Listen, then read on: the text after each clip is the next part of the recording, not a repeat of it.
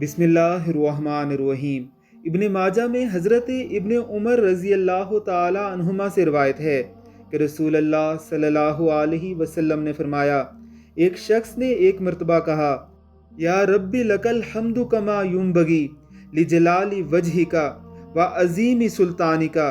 فرشتے گھبرا گئے کہ ہم اس کا کتنا اجر لکھیں۔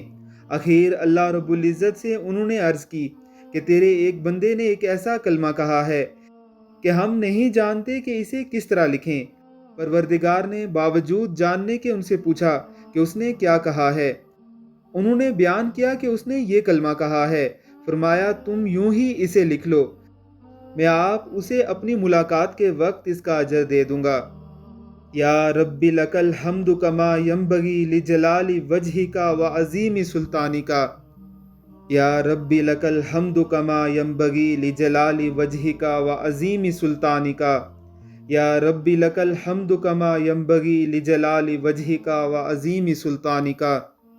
اسے اپنی زندگی کا معمول بنا لیجئے۔